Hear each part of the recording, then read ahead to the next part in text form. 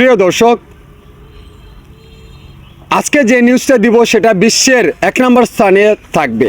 বিশ্বে কেউ এরকম নিউজ দিতে পারবে না। শাওন এন্টারটেনমেন্ট ইউটিউব চ্যানেলের পক্ষ থেকে আপনাদেরকে স্বাগতম, শুভেচ্ছা। মশলাদার পশলাদার কুরকুরি ভিডিও হতে যাচ্ছে। যাদের কুরকুরি নিয়ে আছে তারা ভিডিওটি দেখবেন না।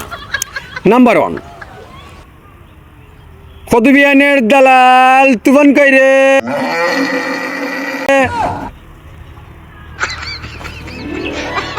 নাম্বার 2, কদুবিয়ানের পতিতালয়ের দালাল ফারজানা কইরে।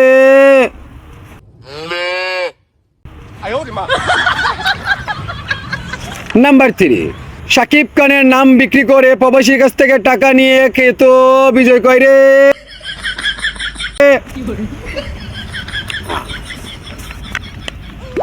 নাম্বার 4, প্রিয় দর্শক, আপনারা জানেন কুত্তা লীগের সভাপতি তুফান, সে 2006 সালে অপবিশ্বাসের সিনেমা দেখে সাকিব ভক্ত হয়েছে।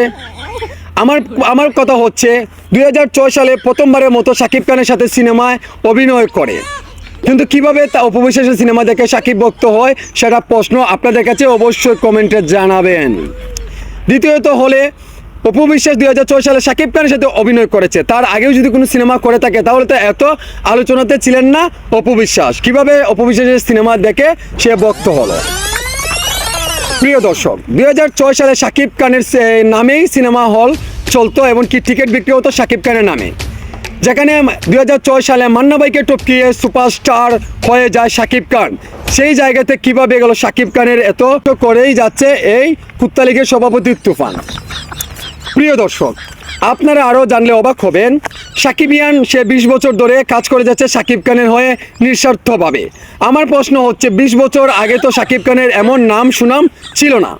কি সাকিব খানের ক্যারিয়ারটা হচ্ছে 26 বছরের, কিন্তু 26 বছর যদি পাস করে দেন, 20 বছর ধরে কাজ করলে 6 বছরের সময় সাকিব খান কি সুপারস্টার ছিল? না। 26 বছরের এই ক্যারিয়ারে সাকিব খান 2006 সালে সাকিব খান একের পর এক বছরে 10 থেকে 12টি সিনেমা দিয়ে বাংলার ইন্ডাস্ট্রি টিকিয়ে রেখেছিল। তারপরে সাকিব খান ধীরে ধীরে সুপারস্টার বনে যায়, কিন্তু সাকিবিয়ান এই নামটাই ছিল না। 2018 সালে সাকিব খানের নামটা দিয়েছিল আরিয়ান হিজরা। সো কথা এটা হচ্ছে ভালো কথা। তারপরে কথা হচ্ছে হলো সাকিব খান 2006 সালে আপনারা যখন সাকিবিয়ান ছিলেন না, তার কি সিনেমা চলতো না? চলতো। তার থেকে এখনের চাইতে বিগ লেভেলের চলতো, কিন্তু এইরকম আলোচনাতে ছিল না। কিন্তু এই ধরনের নিউজগুলা বেট প্রচারণা বন্ধ করো শালা কুত্তা লীগের সভাপতি তুফান। শেষ পর্যায়ে নিউজের পার্ট চলে আসছে, আর 2টা পার্ট রয়েছে। 2023 সালে প্রিয়তমার মাধ্যমে এসেছে আরও কুত্তা লীগের হিজরা কমিটির সভাপতি ফারজানা। সে 2023 সালে প্রিয়তমার মাধ্যমে আলোচনাতে এসে সাকিবিয়ানদের একটা দল করে গেল, একটা ফান্ড থেকে টাকা দেয়, কিন্তু প্রত্যেকটা প্রোগ্রামে যে টাকাগুলো দেয় ওটা কিন্তু নিজের টাকা দেয় না। আমি বলি আপনাদেরকে, বছরে কিন্তু একটা এই যে আসমত শরীফ আছে, আরও যারা লন্ডনে আছে বা প্রবাসীতে আছেন আমাদের বাংলার চলচ্চিত্র জগতের, তারা একটা ফান্ড আছে। এই ফান্ড থেকে যারা অসহায় দরিদ্র আছে তাদেরকে ফারজানা টাকা দিচ্ছে, কারণ সে কিন্তু ফান্ড থেকে টাকা দেয়, খয়রাতে টাকা দিচ্ছে। বছরে যে লিল্লা শ্রদ্ধা দেয় না, এইখানের থেকে টাকা দেয়, কিন্তু সে বলে এই খয়রাতির দান থেকে গেলো এই টাকাগুলো দিয়ে কোটি টাকা গেলো মেরে খাচ্ছে, লুটে খাচ্ছে, সেইখান থেকে টাকা দেয়। আর আবার তার প্রচারণা হয় ফারজানা দিয়েছে, ফারজানা সাকিব খানের জন্য এত টাকা খরচ করে। এটা মিথ্যা। আপনার যাচাই বাছাই করলে আপনারা বুঝতে পারবেন। ধরবেন গলায়, মারবেন পেটের তলায়, তারপরে লাত্তি মাইরা বাংলাদেশে আইনা সব কিছু প্রকাশ করবেন।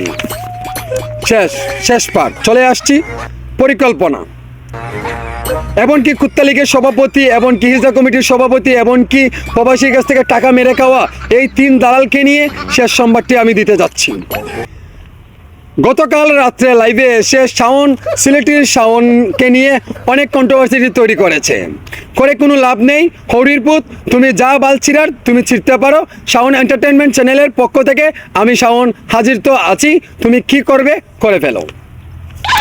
প্রিয় দর্শক, আপনারা জানেন সত্য নিউজ আমি দেই বলে আমাকে নিয়ে চক্রান্ত করছে এই কুত্তা লীগের সভাপতি তুফান সর্দার। এই সর্দারকে আমি একটা কথা স্পষ্টভাবে বলতে চাই, তুমি আমাকে নিয়ে যতই রুস্টিং করো না কেন, শাকিব খানকে নিয়ে একটা যদি কিন্তু তুমি নেগেটিভ ধরনের কথাবার্তা বলো, আমি ঝাঁপিয়ে পড়বো।